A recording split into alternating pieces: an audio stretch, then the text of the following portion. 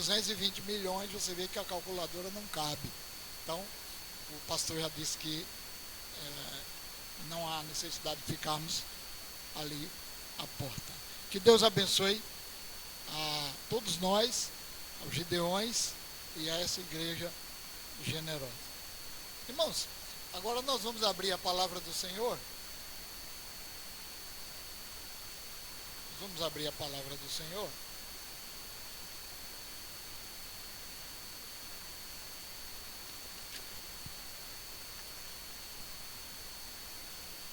E o pastor citou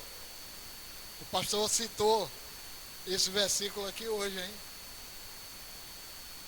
Vamos abrir a palavra no livro de Romanos, capítulo 10. O meu retorno aqui é um pouco baixo. Não sei se para a igreja está bom, né? Para mim aqui é um pouquinho baixo. Romanos, no capítulo 10. Fiquemos de pé, irmãos.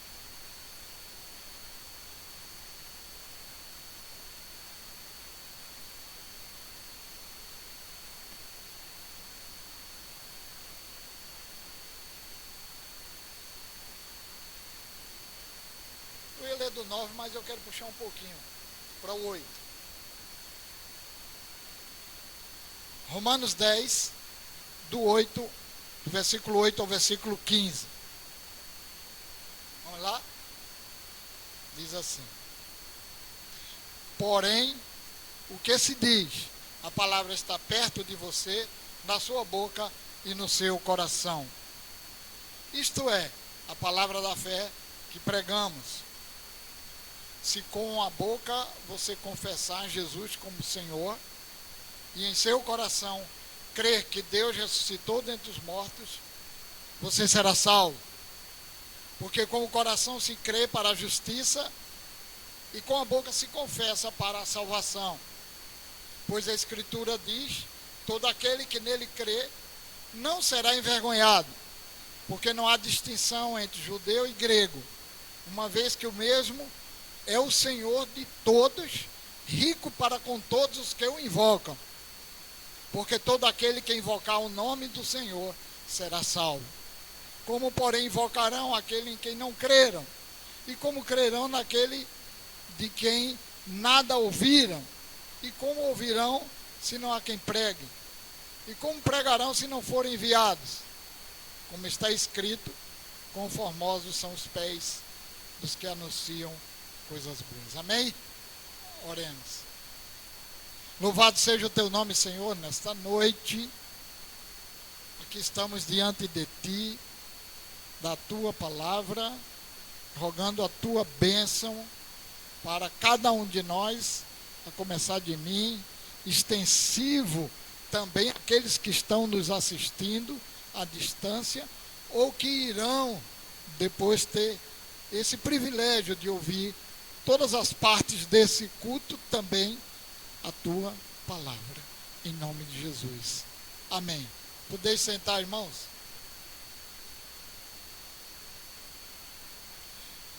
Eu assisti essa semana um vídeo onde um homem chega numa clínica.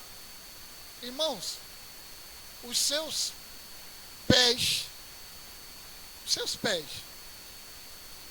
difícil de assistir.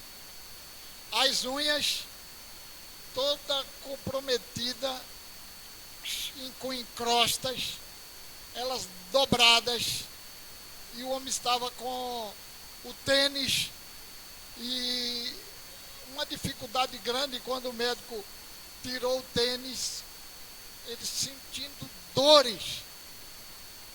Não sei quanto tempo ele passou naquela situação e naquele estado.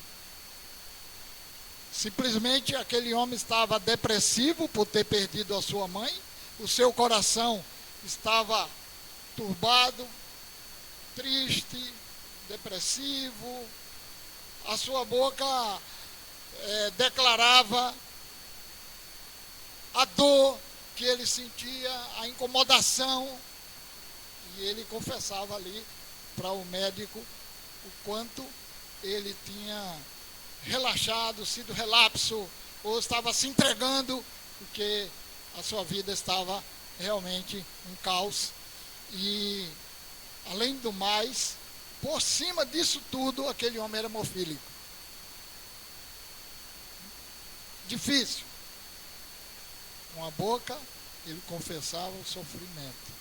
O coração amargurado, triste, depressivo, e os seus pés não tinham formosura.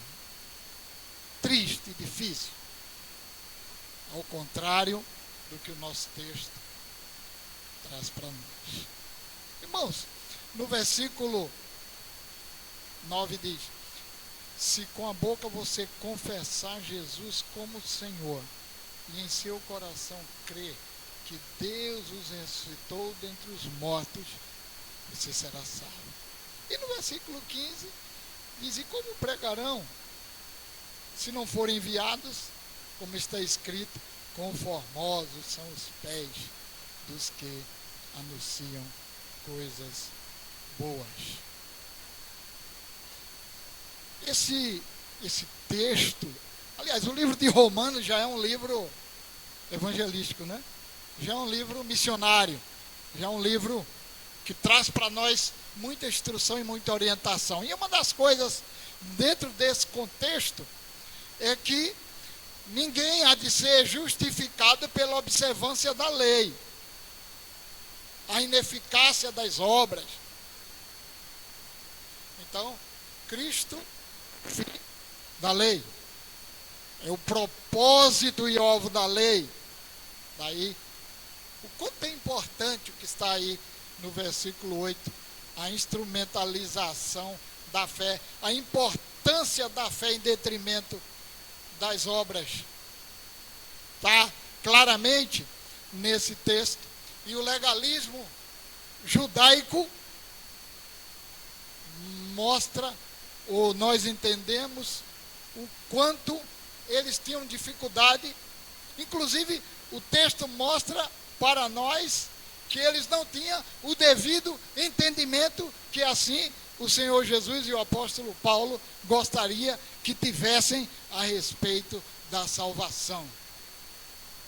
Aqui, nesse contexto que nós estamos tratando, a pessoa de Jesus Cristo, agora ele traz a mensagem ou a perspectiva de liberdade. Está vinculada à pessoa de Jesus Cristo, para que todo aquele que venha a crer tenha a salvação eterna. Aquele que crê no Senhor Jesus não está vinculado ou dependente das obras da lei, mas a graça de Deus, ela é abundante, ela é infinita. Na verdade, a fé é oriunda do coração e a sua plenitude está na expressão verbalizada conforme o texto. E com base nisso tudo, irmãos, eu quero dizer para você nesta noite que todo salvo faz assim. Assim como, primeiro, ele crê com o coração. Coração sensível, coração quebrantado, coração piedoso. Mas há corações amargurados, distantes do Senhor. E esse é o propósito. A palavra de Deus nos diz, né? Não se turbe o vosso coração, mas creia no Senhor Jesus Cristo. Essa é a promessa ou a garantia que tem o salvo em poder declarar que crê com o coração e não de faz de conta. O quebrantamento é o reconhecimento daquilo que somos. O quebrantamento é exatamente a necessidade de um reencontro com o Senhor, já que o pecado criou uma separação. O pecado criou uma barreira, um distanciamento. E o homem passa a ser impiedoso, Ou seja, é o contrário de piedoso. O homem está distante do Senhor. E distante do Senhor, ele precisa exatamente desse ato no mais profundo do ser, o coração. Então o coração pelos poetas, né, é muito poetizado. O coração é muito poetizado, porque o coração ele tem um valor muito grande para a personalidade humana, para a pessoa humana e também para o Senhor Jesus Cristo. Imagine um coração trancafiado, amargurado, ele está distante do Senhor e ele não tem alegria, ele não tem paz, ele não depende do Senhor e ele está longe dos propósitos de Deus. Mas o texto para nós diz exatamente que Deus, ele quer entrar no coração, adentrar no coração, fazer morada e mudar completamente o estado em que o homem se encontra. Estado de pecado, estado de miséria, de distanciamento, de amargura. Aquele homem depressivo, amargurado, assim era o seu coração. Mas se ele tivesse tido um encontro com o Senhor Jesus, ainda que após o tratamento as marcas iam ficar nos seus pés, mas ele saberia que ele estaria caminhando em direção à glória, porque essa é a garantia eterna que Deus tem para aqueles que creem com o seu coração. Amém, irmãos? É assim que a palavra do Senhor nos mostra. Todo salvo, ele faz assim, ele crê com o coração, mas também ele confessa com a sua boca. Não abre a boca para dizer besteira, né? Antigamente, quem era mais antigo, tinha lá na Rede Globo, lá, naquela rede, tinha um programa que tinha a Ofélia, que ela só abria a boca para dizer besteira. Acho que era o Chico Anísio, né?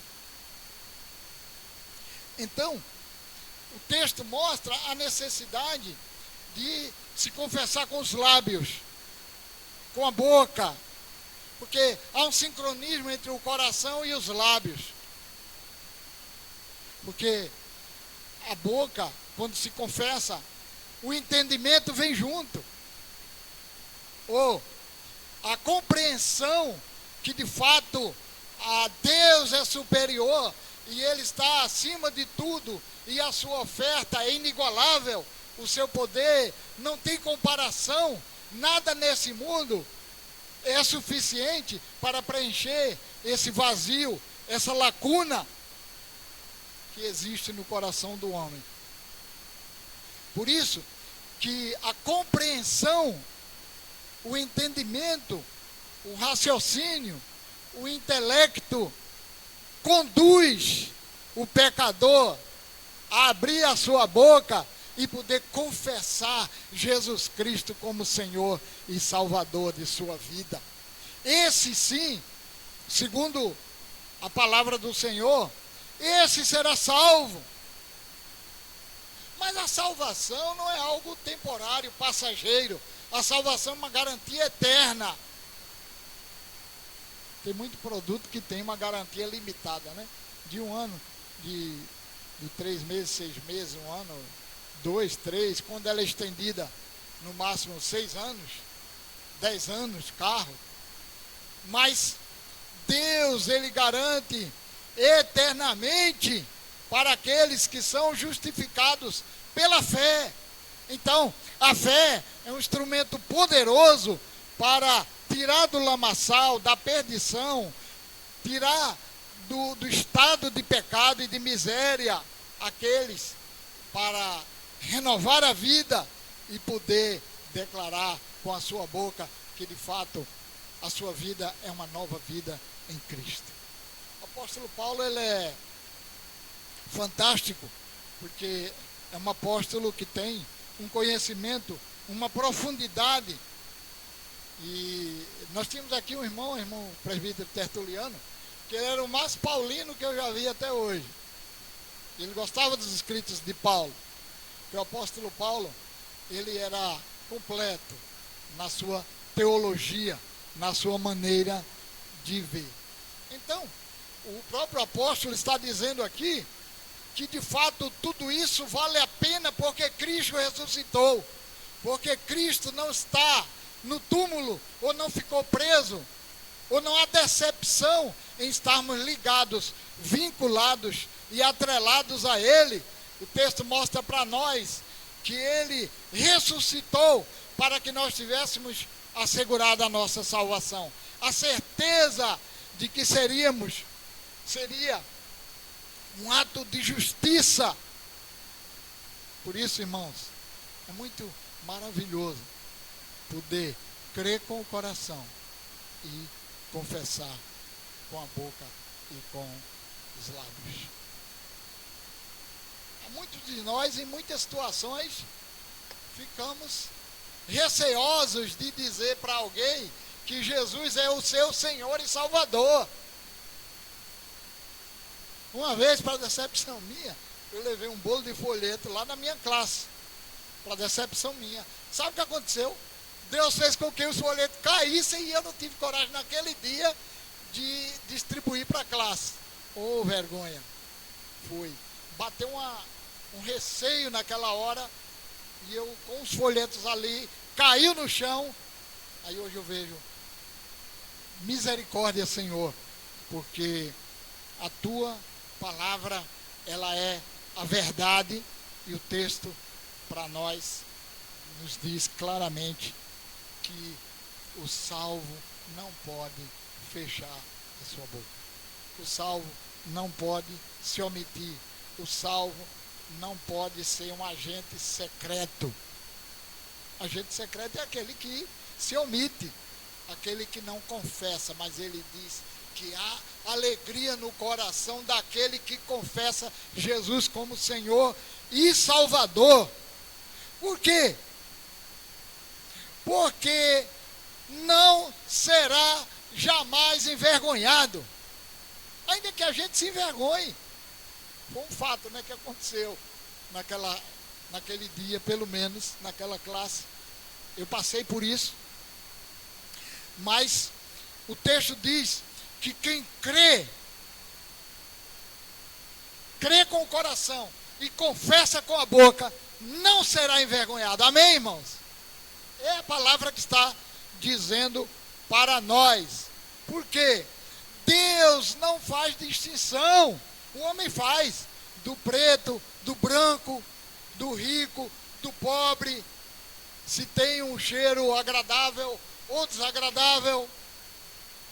Muitas vezes o homem faz algumas concessões ou algumas separações e distinções.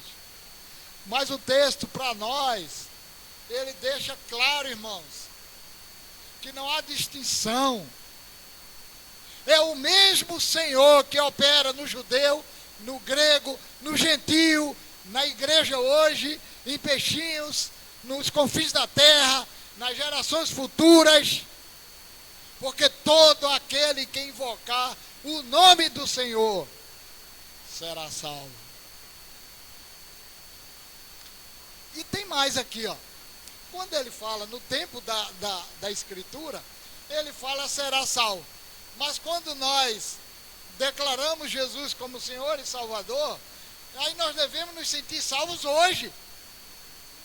Não é esperar, como tem uma igreja aí, né, pastor? Uma igreja aí, que ela fala que, quem sabe, será no futuro.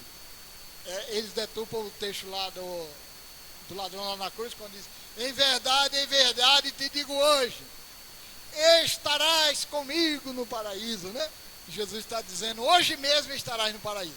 Mas essa comunidade, eles verteram o texto sagrado para não habilitar o salvo, ou o convertido, ou transformado, a declarar com a sua boca que de fato ele é uma nova criatura em Cristo. E a prova é que o apóstolo Paulo também diz, já nos assentamos nos lugares celestiais em Cristo. O próprio apóstolo Paulo diz que as coisas velhas já passaram Eis que tudo se fez novo. 2 Coríntios 5,17. Irmãos, todo salvo faz assim. Em primeiro lugar, crendo com o coração. Em segundo lugar, confessando com a sua boca. Em terceiro e último lugar, o salvo não desfoca a sua fé. Amém? Formoseia os passos. A caminhada, né? Aquele homem caminhava com muita dificuldade. Acho que era uma luta para ele andar 100 metros.